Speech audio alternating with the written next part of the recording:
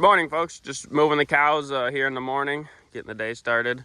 We have just a tiny bit here at the top top of our paddock that I'm gonna let them graze. They're probably about 2 hours, 3 hours here worth of grazing, but excuse me, I didn't want to give them this area all night. I wanted to just get a little more stock density down here.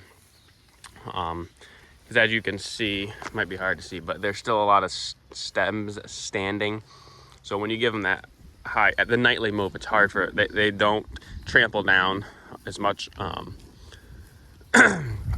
So at the start of it at night, as you move forward the next day and the next day and the next day, they graze back and they will trample the stems that they didn't get overnight. But considering that this is the last time or the last move, and then we're going to go back down the hill, they're not really going to trample this. So I just wanted to get this a little higher stock density, but I think they're looking great.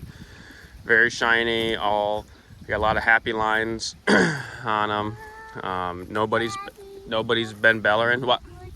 Her 6? I know. I think she's been laying in pee or poop. Looks like it, huh? No good. But say it again. Can you say something? On Tuesday. Oh, tell us what happened on Tuesday. It stormed. Oh, it stormed? Yeah. Was it a good storm or a bad storm? It almost. Yeah, roads. That'd be a bad storm. Oh, if it washed away the roads, it would have been a bad storm. Yeah. You're right, but it wasn't too bad. So anyways, the cows are really looking good. A couple weeks ago when I first started this real high density and making them eat this crappy grass, they were not happy, but honestly they adapted well. I am giving them a little protein, but as you can see, the manure's, oh, she just whacked me with that tail. Manure's doing good. I limit their access to the protein tubs. I'll give them like maybe 4 hours of it, then I'll put a wire over it. That way, otherwise they will overconsume it. So, excuse me, sorry. So I wanted to look back in time here and see how the grass is recovering. So this is probably about 3 days ago here. And they grazed this right to the ground, as you can see. But they didn't overgraze it. They just severely grazed it. You want to talk. So you can see the regrowth that we have. Now, if they were to come back and I was giving this paddock and they were to eat this, that would be overgrazing it because the plant started to grow and then they ate it. But that was not the case because they're in here just for a short amount of time. Oh, I think somebody's upset she can't talk. So, this was probably 3 days ago. Now we're back maybe six days ago. And look at, you can see that. And we have pretty good plant spacing here. Right here and there, those are some of the clover seeds I planted. There's another clover plant, another clover plant. And so 6 days, this might be 9 days. I've been here for probably 21 days. And here's another good example of what we're dealing with. See all this moss on the soil? I don't know if you can see, but there's a lot of moss. And that's just from bare ground. So that's why we want to get this high stock density so that the hoof, we can get the hoof action. Yeah, when I'm done, you can talk. You can tell a story. The hoof action to get in here and break that up. Oh, we can see a lot more clover plants popping up, so that's great. So I don't know what we're at now. That was probably 9, maybe 12, 15 days or so here. And this is an area where I had a bigger area overnight, and I just gave them the whole area. So they didn't graze it maybe as hard, you could say. And we have some plants that are almost recovered. I mean, that's got a sharp tip on it. So look at how this just came back. It looks nice. Another area where they really severely grazed it.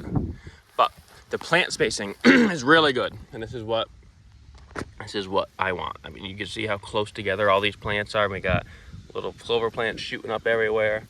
So this is why, these are the results that I am looking for.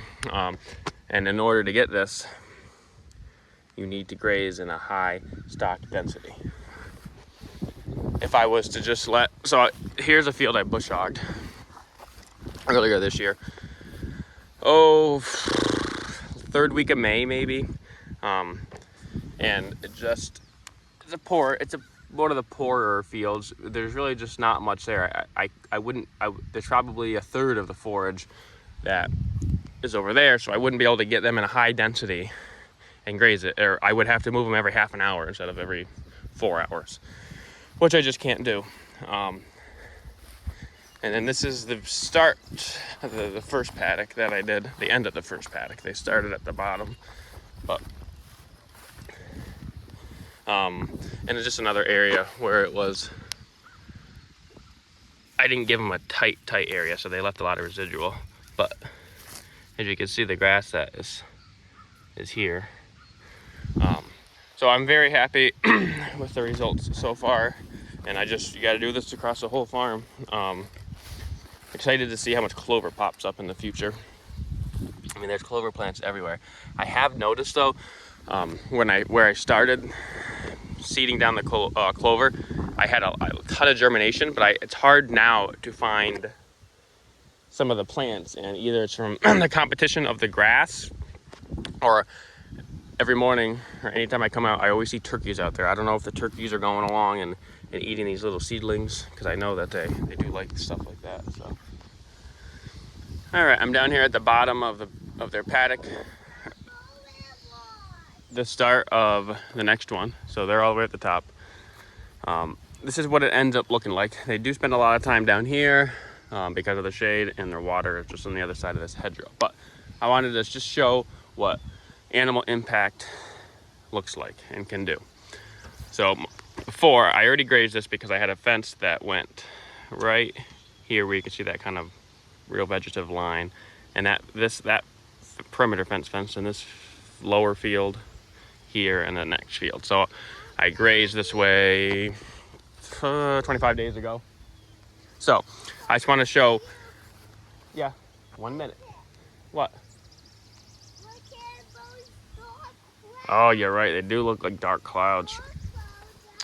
So they did spend a lot of time under these trees because of shade, and the grass is pretty good under there. But they beat it up. They spent a lot of time there, and just look at how vegetative and nice this forage is. And then we'll come up here just 20 feet, and they didn't impact this as much. And you can see how there's still a lot more dead standing grass. And that's just because they didn't impact it as much. But I actually did the clover seed last night, baby. We have a lot of the fresh clover plants that I planted growing. So there's one, there's a ton. I think that was probably already here. Here's some new ones here, all in there. Of course, the sun's against me now, so it's hard to see, but another one there, here, and unfortunately, here, just the way I have to graze because of water, here, I can't get the water because of elevation. It's about as high as I can get it. They're gonna have to graze this, and they're gonna probably end up killing those plants, as you can see what it'll look like.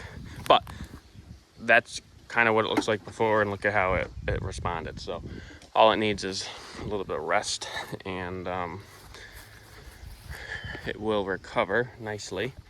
Look at this, some sort of squash or something. I have no idea how that seed ended up getting there, but down here, that's a perfect manure patty. They are doing really good job at just opening up this hedgerow.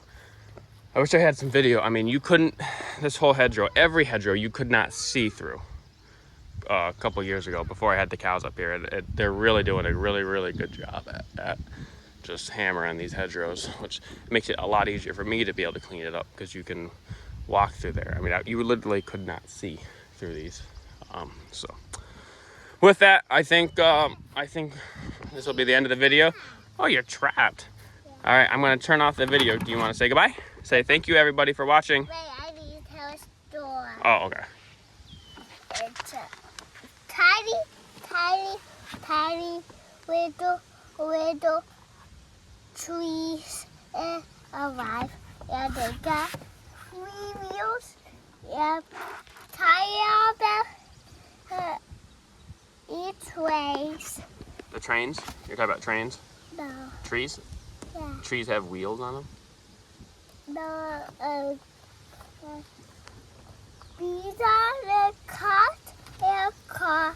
The way and they have a set ways. I can usually understand you really good. I have no idea what you're trying to tell me. So, all right. Can you say thank you, everybody? Thank you, everybody. See you next time. See you another